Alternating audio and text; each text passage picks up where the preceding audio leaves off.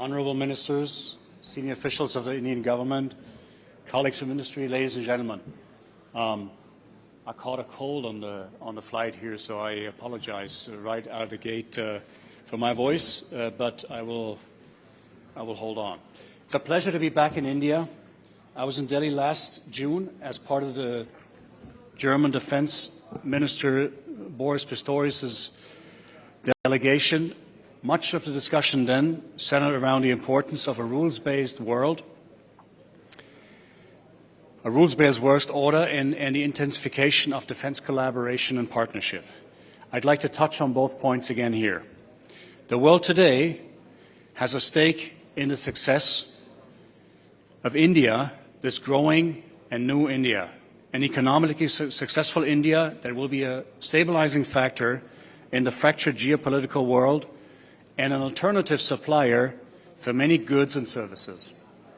Today, India is not only a bystander in global politics, but an active and integral part when it comes to shaping the face of the world in the 21st century, politically, strategically, and economically. Developments over the past 2 years, like the war in Ukraine, the terror in the Middle East, and the withdrawal from Afghanistan, have shaken democratic societies, complicating how we think about deterrence, grand strategy, and defense production. Therefore, ladies and gentlemen, in a world that is changing so quickly and tremendously, it is essential to have partners you can trust and rely upon. I see the relationship between India and Airbus as one such partnership of understanding, trust, and symbiotic growth. For more than 60 years now, technology and know-how from Airbus have not only catalyzed the growth of India's civil aviation sector, but also supported the modernization of its armed forces. We at Airbus take pride in the fact that we have been and continue to be a partner in the Indian growth story. For Airbus, India is a key focus, both as a fast-growing market, but as well as a strategic resource hub. We recognize, leverage, and develop the remarkable local talent through our Airbus engineering, digital, and innovation centers in Bangalore. That apart, we are constantly increasing India's contribution to our global procurement through high-quality procurement from our Indian partners. Airbus' annual procurement from India surpasses 750 million and is soon set to double to 1.5 billion. As a company that's keen to developing an ecosystem in India focused on aerospace and defense, we realize a manufacturing push is nothing without accompanying skill development. Last month, Airbus entered into a 50-50 joint venture with the Tata-owned Air India to launch a world-class commercial pilot training center in Gurugram, Haryana, to train 5,000 new pilots over the next 10 years. Thus, we proudly say we make in India, we design in India, we innovate in India, and we skill in India. It is understandable that a country such as India would want to be self-sufficient as far as its military requirements are concerned. We support this and have embraced this as a core of our business strategy in India. The C295 India program is a telling example.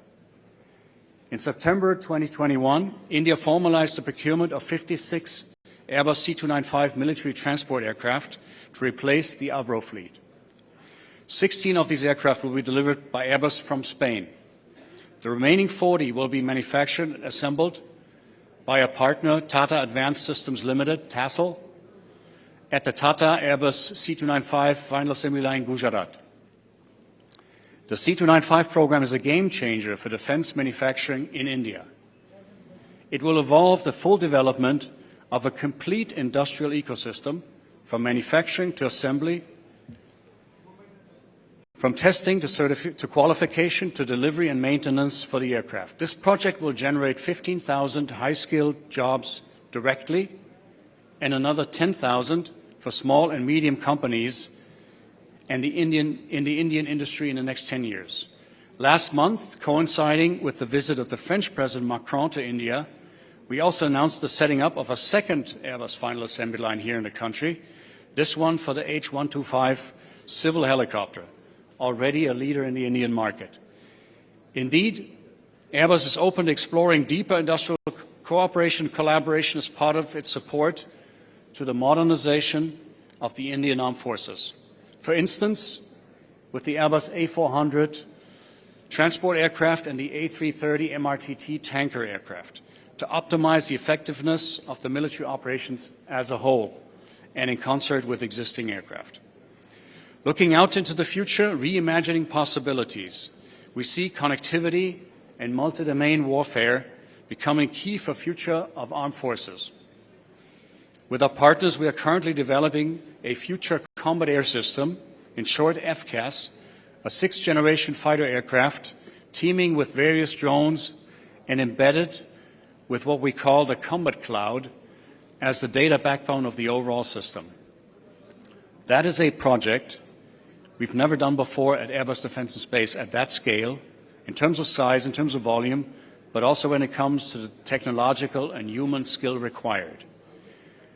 One sector that is on the cusp of greater things is space.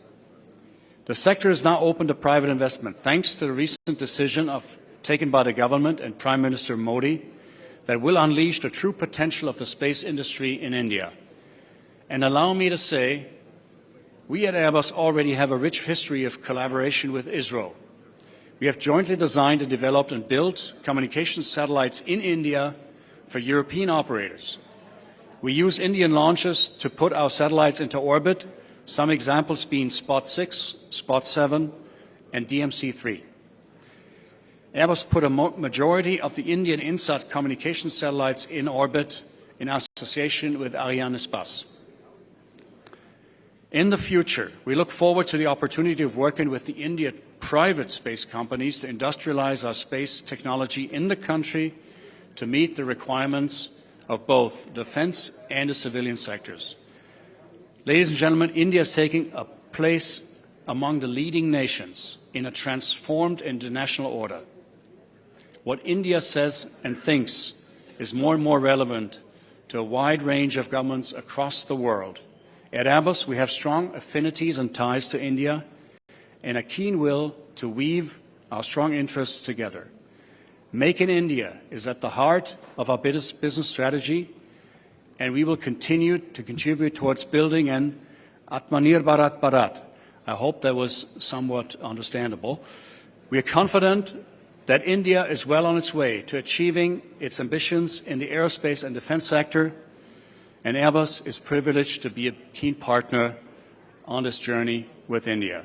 Thank you very much and enjoy the evening.